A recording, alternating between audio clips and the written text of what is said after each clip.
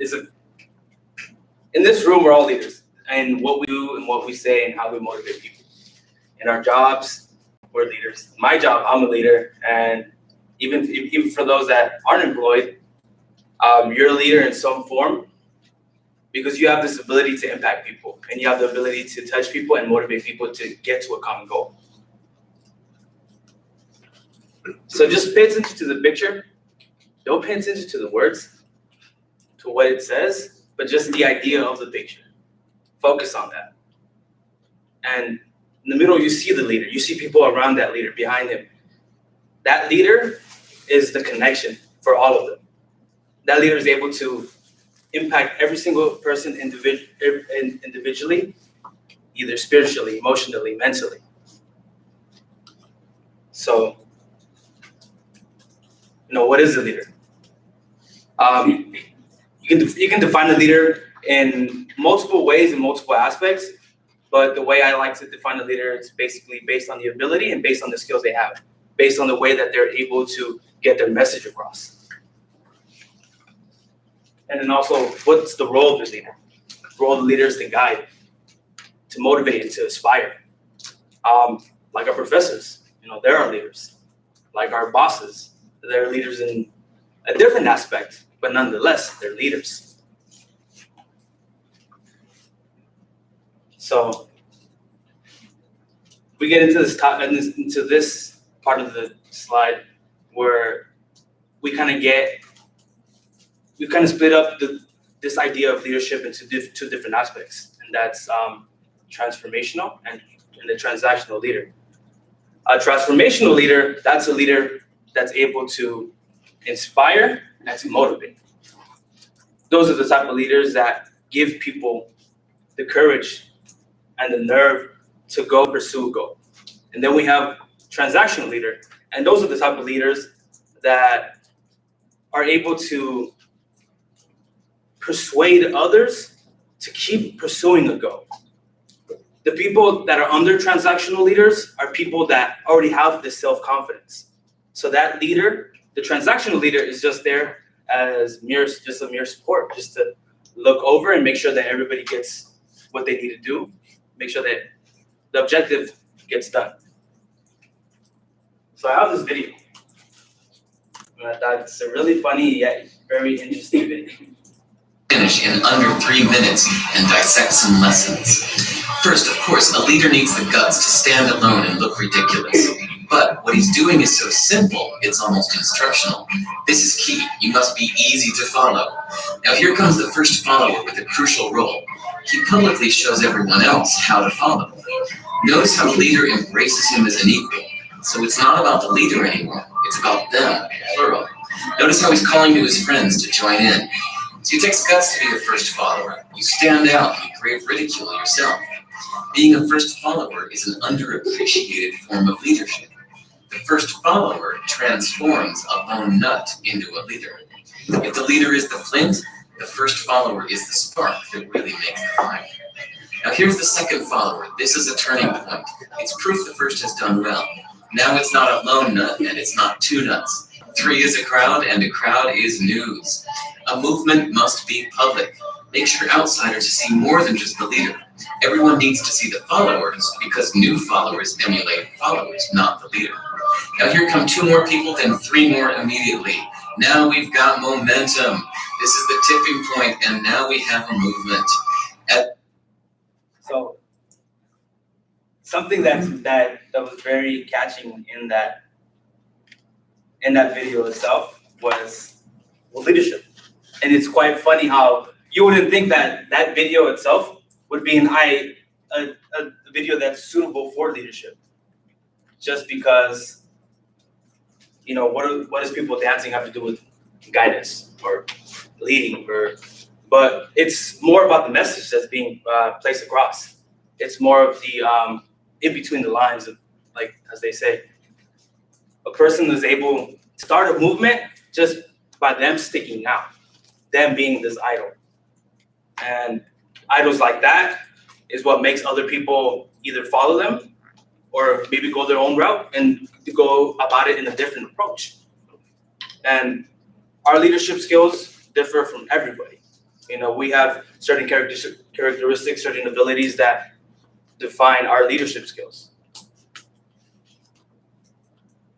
And just to reiterate and to summarize, leaders are able to transcend in all different types of environments. Leaders are able to motivate and to impact others. And additionally, leaders can understand and adapt to the setting and the cultures that they are impacting. Thank you so much.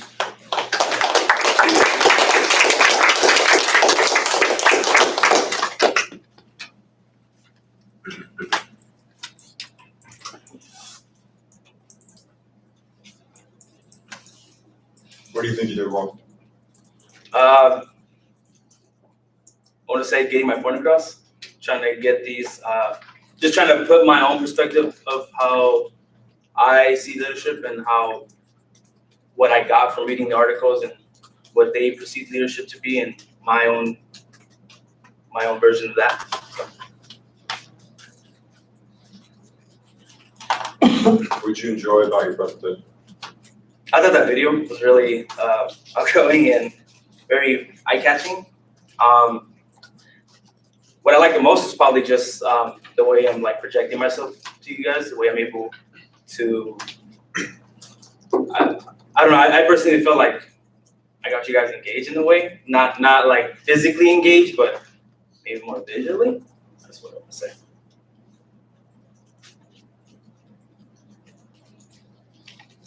What do you think you would want to improve for your final presentation? The organization, just having that consistent flow, and maybe having those pauses too, so then people are able to absorb that information slide after slide. But I know I kept catching myself trying to go with my script, but yeah, just the organization and flow.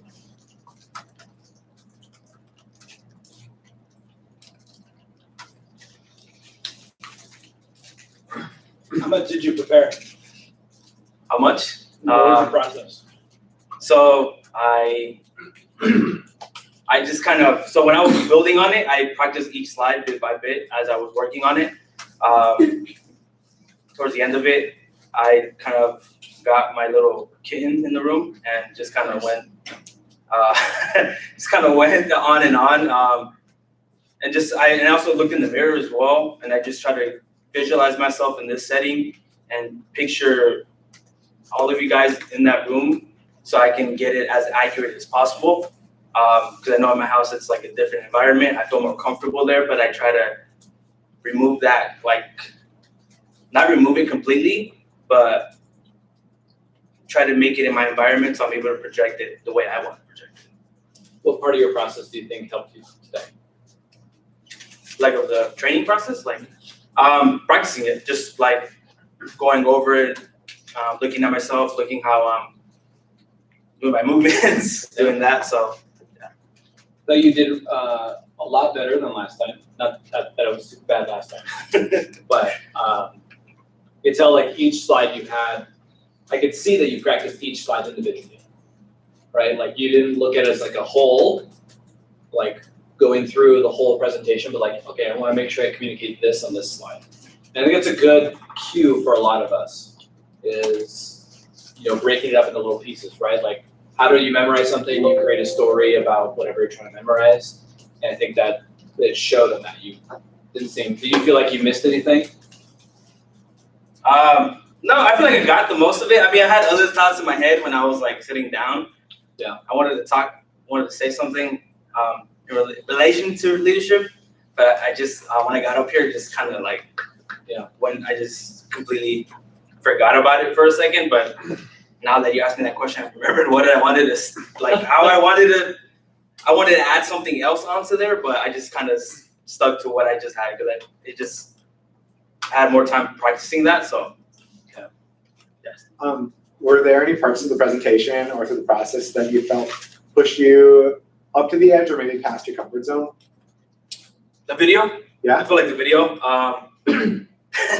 Maybe because it's not something that you professionally go about to a board meeting and just be like, hey, look at this video about leadership. And they'll probably look at me like, what is this guy doing? You know, showing us a video, like, oh, like, you know, I didn't feel like it was suitable, but I feel like at the same time, I have this opportunity to show something that I learned when I was doing one of my summer courses, because this is a video that they had us watch, so I thought it was very,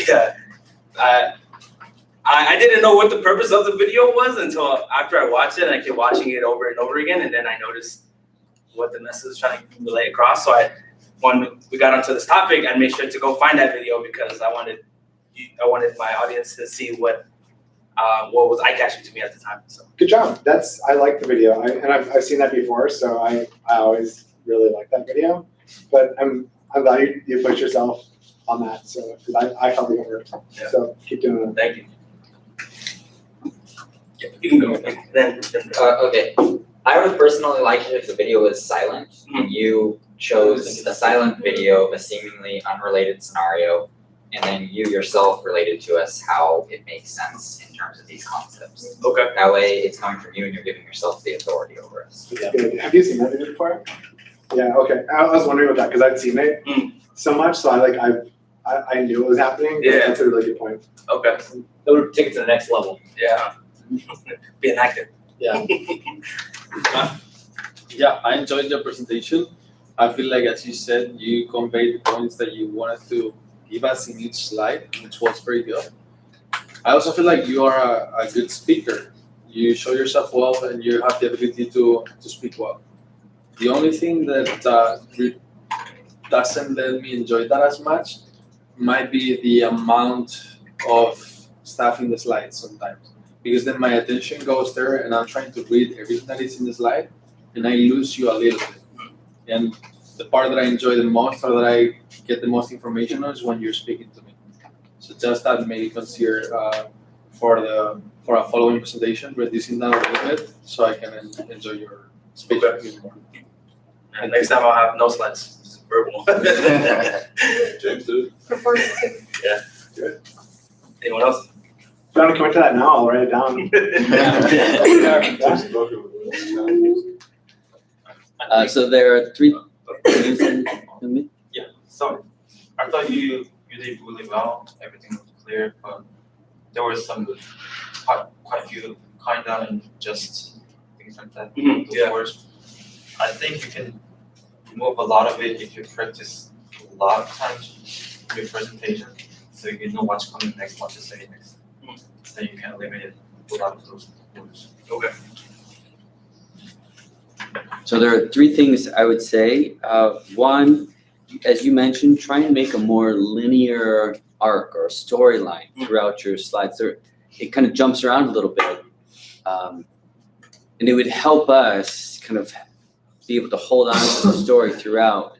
And it might be that the slides have just a lot of material on them, which brings me to my second point. If you have a slide that has words on it, either take the words off if you don't want us to pay attention to them, because immediately when you say, don't look at the words, a lot of people are going to look at the words. Yeah.